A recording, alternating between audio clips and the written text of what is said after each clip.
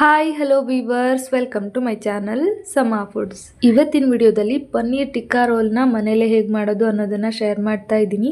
ತುಂಬ ಅಂದರೆ ತುಂಬ ಸಿಂಪಲ್ಲು, ಬೇಗ ಮಾಡ್ಕೊಳ್ಬೋದು.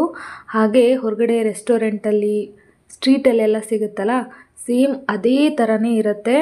ಸಕ್ಕ ಟೇಸ್ಟಿಯಾಗಿರುತ್ತೆ. ಮನೆ ಮಂದಿ ಎಲ್ಲ ತುಂಬ ಇಷ್ಟಪಡ್ತಾರೆ. ಸೊ ಒಂದ್ಸಲ ಇದೇ ಥರ ಮಾಡಿ ನೋಡಿ. ಪನ್ನೀರ್ ಟಿಕ್ಕಾ ರೋಲ್ನ ಮಾಡೋದಕ್ಕೆ ಮೊದಲಿಗೆ ಒಂದು ಮಿಕ್ಸಿಂಗ್ ಬೌಲ್ನ ಇಟ್ಕೊಂಡಿದ್ದೀನಿ. ಇದಕ್ಕೆ 1 ಕಪ್ ಆಗುವಷ್ಟು ಗೋಧಿ ಹಿಟ್ಟನ್ನು ಸೇರಿಸ್ತಾ ಇದ್ದೀನಿ. ಜೊತೆಗೆ ಒಂದು ಸ್ವಲ್ಪ ಉಪ್ಪು, ಹಾಗೆ 3 ಚಮಚ ಆಗುವಷ್ಟು ಅಡುಗೆ ಎಣ್ಣೆನ ಸೇರಿಸ್ತಾ ಇದ್ದೀನಿ. ನಾನಿಲ್ಲಿ ಬರೀ ಚಪಾತಿನ ಮಾಡ್ತಾ ಇಲ್ಲ, ಲೇಯರ್ಡ್ ಪರೋಟ ಮಾಡಿಕೊಂಡು ಆಮೇಲೆ ರೋಲ್ ಮಾಡ್ತೀನಿ. ಹಾಗಾಗಿ ಪರೋಟಗೆ ಹೇಗೆ ಹಿಟ್ಟನ್ನು ಕಲಿಸ್ತೀವಲ್ಲ ಅದೇ ಥರ ಹಿಟ್ಟನ್ನು ಕಲಿಸ್ಕೊಳ್ತಾ ಇದ್ದೀನಿ. ನೀವೇನಾದರೂ ಚಪಾತಿ ಅಷ್ಟೇ ಸಾಕು ನನಗೆ ಅನ್ನೋದಾದರೆ ನಾರ್ಮಲಾಗಿ ಚಪಾತಿಗೆ ಹೇಗೆ ಹಿಟ್ಟನ್ನು ಕಲಿಸ್ತೀರಾ ಅದೇ ಥರ ಕಲಿಸ್ಕೊಳ್ಳಿ. ಅದೆಲ್ಲ ಹಾಕಿ ಸ್ವಲ್ಪ ಸ್ವಲ್ಪನೇ ನೀರನ್ನು ಹಾಕಿ ಚಪಾತಿ ಹಿಟ್ಟಿನ ಅದಕ್ಕೆ ಹಿಟ್ಟನ್ನು ಕಲಿಸ್ಕೊಂಡಾದ ನಂತರ ಮತ್ತೆ ಒಂದು 2 ಚಮಚ ಆಗುವಷ್ಟು ಅಡುಗೆ ಎಣ್ಣೆನ ಸೇರಿಸಿ ಚೆನ್ನಾಗಿ ಈ ಥರ ಸಾಫ್ಟ್ ಆಗೋವರೆಗೂ ಕೈಯಲ್ಲಿ ಮಿದ್ದಿ ಹಿಟ್ಟನ್ನು ಕಲಿಸ್ಕೊಂಡು ರೆಡಿ ಮಾಡ್ಕೊಳ್ಬೇಕು. ಈಗ ನೋಡಿ ಹಿಟ್ಟನ್ನು ಕಲಸಿದ್ದಾಯಿತು. ಮೇಲ್ಗಡೆ ಮುಚ್ಚಿ ನೆನೆಯೋದಕ್ಕೆ ಸೈಡಲ್ಲಿ ಎತ್ತಿಟ್ಕೊಂಡ್ಬಿಡೋಣ. ಇದಾದ ನಂತರ ಪನ್ನೀರನ್ನು ತಗೊಂಡಿದ್ದೀನಿ. ನಾನು ಈ ಪನ್ನೀರನ್ನು ಮನೇಲೇ ರೆಡಿ ಮಾಡ್ಕೊಂಡಿದ್ದೀನಿ. ಇದನ್ನು ಸಣ್ಣಕ್ಕೆ ಕಟ್ ಮಾಡ್ಕೊಂಡು ತಗೊಳ್ತಾ ಇದ್ದೀನಿ. ಮನೇಲೇ ಮಾಡಿರೋದಾಗಿರೋದ್ರಿಂದ ಫ್ರೆಶ್ ಆಗೂ ಇರುತ್ತೆ, ತುಂಬ ಚೆನ್ನಾಗಿ ಅನಿಸುತ್ತೆ ನನಗೆ ಸಾಫ್ಟಾಗಿ. ಸೊ ನಾನು ಯಾವಾಗಲೇ ಪನ್ನೀರ್ ರೆಸಿಪೀಸ್ ಏನೇ ಮಾಡಿದ್ರೂ ಮನೇಲೇ ರೆಡಿ ಮಾಡ್ಕೊಳ್ತೀನಿ. ಈ ಥರ ಪನ್ನೀರನ್ನು ಕಟ್ ಮಾಡಿ ಸೈಡಲ್ಲಿ ಎತ್ತಿಟ್ಕೊಂಡ್ಬಿಡ್ತೀನಿ. ಇದಾದ ನಂತರ ಒಂದಷ್ಟು ಮಸಾಲೆಗಳನ್ನು ತಗೊಂಡಿದ್ದೀನಿ. 1 ಚಮಚ ಅಚ್ಕಾರದ ಪುಡಿ, 1 ಚಮಚ ಧನಿಯಾ ಪುಡಿ, ಸ್ವಲ್ಪ ಕಸೂರಿ ಮೇಥಿ, ಅರ್ಧ ಚಮಚ ಜೀರಾ ಪೌಡರು, ಅರ್ಧ ಚಮಚ ಗರಂ ಮಸಾಲ, 1/4 ಚಮಚ ಅರಿಶಿಣದ ಪುಡಿ, ರುಚಿಗೆ ತಕ್ಕಷ್ಟು ಉಪ್ಪು. ಇಷ್ಟೆಲ್ಲ ಮಸಾಲೆನ ಒಂದು ಪ್ಲೇಟಲ್ಲಿ ಹಾಕಿ ಎತ್ತಿಟ್ಕೊಂಡಿದ್ದೀನಿ. ಇದಾದ ನಂತರ ಒಂದು ಬೌಲ್ಗೆ ಅರ್ಧ ಕಪ್ ಆಗುವಷ್ಟು ಮೊಸರನ್ನ ಸೇರಿಸ್ತಾ ಇದ್ದೀನಿ. ತುಂಬ ಹುಳಿ ಮೊಸರನ್ನ ತಗೊಳಕ್ಕೆ ಹೋಗ್ಬಿಡಿ, ಆದಷ್ಟು ಫ್ರೆಶ್ ಆಗಿರೋ ಮೊಸರನ್ನೇ ತಗೊಳ್ಳಿ. ಅದಾದ ನಂತರ ತೆಗೆದಿಟ್ಕೊಂಡಿದ್ನಲ್ಲ ಮಸಾಲ, ಅದೆಲ್ಲ ಸೇರಿಸ್ತಾ ಇದ್ದೀನಿ. ಇದಾದ ನಂತರ ಒಂದು 1/4 ಭಾಗ ಆಗುವಷ್ಟು ನಿಂಬೆ ರಸನ ಸೇರಿಸ್ತಾ ಇದ್ದೀನಿ. ರುಚಿ ತುಂಬ ಚೆನ್ನಾಗಿರುತ್ತೆ, ಮಿಸ್ ಮಾಡಬೇಡಿ. ನಿಂಬೆ ರಸನ ಸೇರಿಸಿದ ನಂತರ ಮೊಸರಿನ ಜೊತೆಗೆ ಈ ಮಸಾಲ ಪುಡಿಗಳು, ಉಪ್ಪು ಎಲ್ಲ ನೀಟಾಗಿ ಹೊಂದ್ಕೊಳ್ಳೋ ಥರ ಮಿಕ್ಸ್ ಮಾಡ್ಕೊಳ್ಬೇಕು. ನೀವು ತುಂಬ ಥರದ ಪನ್ನೀರ್ ರೆಸಿಪೀಸ್ನ ಮಾಡಿರ್ಬೋದು. ಈ ಥರ ಪನ್ನೀರ್ ಸಬ್ಜಿ ಮಾಡಿಲ್ಲ ಅನ್ನೋದಾದರೆ ಒಂದು ಸಲ ಮಾಡಿ ನೋಡಿ. ನನಗಂತೂ ಇದು ಫೇವ್ರೇಟು. ಈಗ ನೋಡಿ ನೀಟಾಗಿ ಮಿಕ್ಸ್ ಮಾಡಿದಾದ ನಂತರ ಎತ್ತಿಟ್ಕೊಂಡಿದ್ನಲ್ಲ ಪನ್ನೀರು, ಅದನ್ನು ಸೇರಿಸಿ ಮಿಕ್ಸ್ ಮಾಡ್ತಾ ಇದ್ದೀನಿ. ನಿಧಾನಕ್ಕೆ ಮಿಕ್ಸ್ ಮಾಡಬೇಕು, ಇಲ್ಲ ಅಂದರೆ ಅದು ಒಡೆದೋಗ್ಬಿಡುತ್ತೆ. ಪನ್ನೀರು ಸಾಫ್ಟಾಗಿರುತ್ತಲ್ವ, ಹಾಗಾಗಿ ಈಗ ಮಿಕ್ಸ್ ಮಾಡಿದ್ದಾಯಿತು. ಇದ್ರ ಮೇಲ್ಗಡೆ ಒಂದು ಪ್ಲೇಟನ್ನು ಮುಚ್ಚಿ 10 ರಿಂದ 15 ನಿಮಿಷನಾದರೂ ಇದನ್ನು ಮ್ಯಾರಿನೇಟ್ ಆಗೋದಕ್ಕೆ ಬಿಟ್ಬಿಡಬೇಕು. ಫ್ರಿಡ್ಜಲ್ಲಿಡೋ ಅವಶ್ಯಕತೆ ಇಲ್ಲ, ಹೊರಗಡೆನೇ ಇರಲಿ. ಈಗ ಇದು ಮ್ಯಾರಿನೇಟ್ ಆಗಲಿ. ಈಗ ನೋಡಿ ಒಂದು 10 ರಿಂದ 15 ನಿಮಿಷ ಆದ ನಂತರ ಒಲೆ ಮೇಲೆ ಒಂದು ಪ್ಯಾನ್ನ ಇಟ್ಕೊಂಡಿದ್ದೀನಿ. ಇದಕ್ಕೆ 2 ಟೇಬಲ್ ಚಮಚ ಆಗುವಷ್ಟು ಅಡುಗೆ ಎಣ್ಣೆನ ಸೇರಿಸ್ತಾ ಇದ್ದೀನಿ. ನಂತರ ಮ್ಯಾರಿನೇಟ್ ಆಗೋದಕ್ಕೆ ಇಟ್ಕೊಂಡಿದ್ನಲ್ಲ ಪನ್ನೀರು, ಅದನ್ನು ಸೇರಿಸ್ತಾ ಇದ್ದೀನಿ. ನಾರ್ಮಲಾಗಿ ಏನಾದರೂ ರೆಸಿಪೀಸ್ ಮಾಡೋವಾಗ ಒಗ್ಗರಣೆ ಹಾಕ್ತೀವಲ್ಲ, ಜೀರಿಗೆ, ಸಾಸಿವೆ, ಅದು ಇದು, ಇದಕ್ಕೇನೂ ಬೇಡ. ಹೀಗೆ ಸಿಂಪಲಾಗೆ ಮಾಡೋದು, ಸಕ್ಕ ಟೇಸ್ಟಿಯಾಗಿರುತ್ತೆ. ಈ ಥರ ಬಿಸಿ ಎಣ್ಣೆಗೆ ಪನ್ನೀರ್ನೆಲ್ಲ ಆ್ಯಡ್ ಮಾಡಿದ ನಂತರ ಈ ಥರ ನಿಧಾನಕ್ಕೆ ಮಿಕ್ಸ್ ಮಾಡ್ತಾ ಫ್ರೈ ಮಾಡ್ತಾ ಬರಬೇಕು. ಆವಾಗ ಒಂದಕ್ಕೊಂದು ಹೊಂದ್ಕೊಳ್ಳುತ್ತೆ ಮತ್ತು ಆಯಿಲ್ ಕೂಡ ಸಪ್ರೇಟ್ ಆಗ್ತಾ ಬರುತ್ತೆ. ಪನ್ನೀರ್ ಕೂಡ ಸಾಫ್ಟ್ ಆಗುತ್ತೆ. ಈಗ ನೋಡಿ ಪನ್ನೀರೆಲ್ಲ ಸಾಫ್ಟಾಗಿ ಮಸಾಲೆ ಹಿಡ್ಕೊಂಡಿದೆ.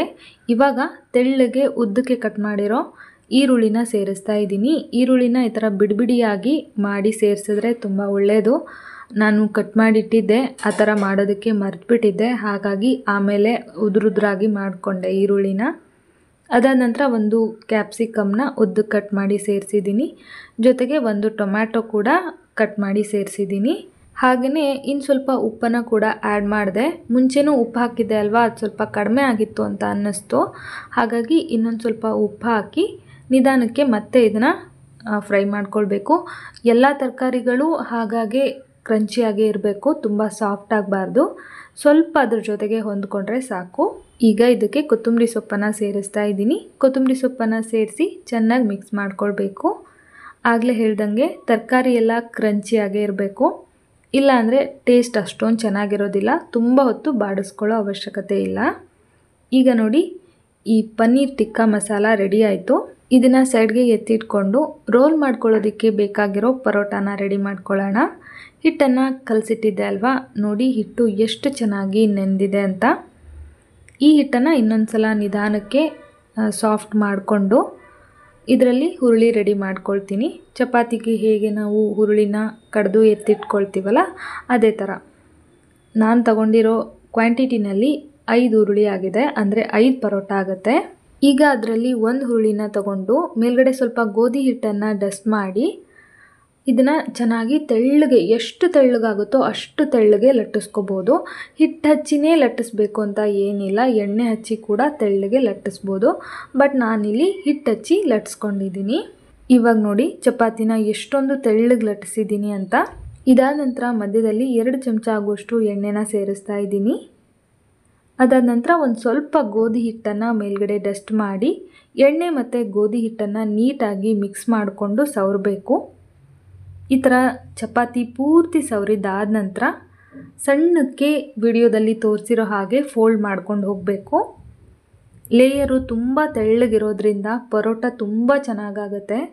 ನೀಟಾಗಿ ಗೊತ್ತಾಗ್ತಾ ಇದೆ ಅಂದ್ಕೊಳ್ತೀನಿ. ಈ ಥರ ಒಂದಕ್ಕೊಂದು ನೆರಿಗೆ ಥರ ಮಾಡ್ಕೊಂಡಾದ ನಂತರ ಸ್ವಲ್ಪ ಉದ್ದಕ್ಕೆ ಅದನ್ನು ಎಳ್ಕೊಂಡು ಸ್ಟ್ರೆಚ್ ಮಾಡಿ ಆ ನಂತರ ಈ ಥರ ಸುರುಳಿ ಸುತ್ತಕೊಂಡು ರೆಡಿ ಮಾಡಿ ಇಟ್ಕೋಬೇಕು.